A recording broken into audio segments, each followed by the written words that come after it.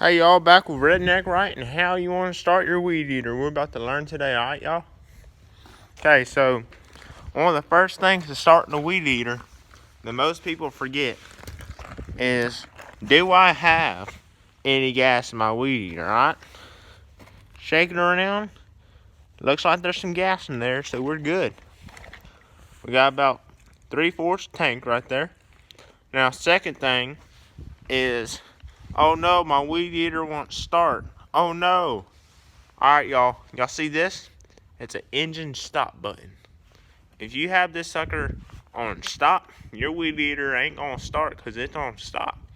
Imagine this is the go light and this is the red light. Green light, red light. You can't go on the red light, you gotta go on the green light. So make sure that sucker's on go. Second thing y'all wanna do is see if your spark plug is loose. If your spark plug is loose and it's bad, you need to take that sucker out and replace it. That's another good thing to check.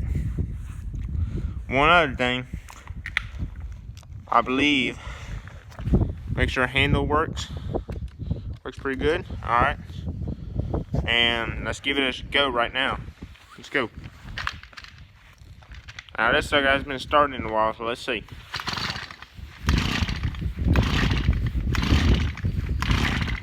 Oh no, it won't start.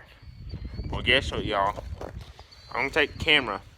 You want to corrode your weed eater. You gotta love your weed eater. The weed eater loves you back if you love it. So give it a nice little rub. Make sure that sucker's all ready to go. And try again. Here we go. And it usually works this time, so. Oh, baby. Oh, look at her run. Oh. Alright, y'all.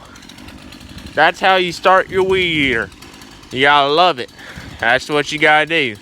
Make sure you take all the tips I learned from today and you use them in your everyday life, and you'll be successful. You'll be able to crank your weed eater, and you'll be able to love your weed eater, and you'll be able to mow your lawn and your diet, and mom won't get mad at you.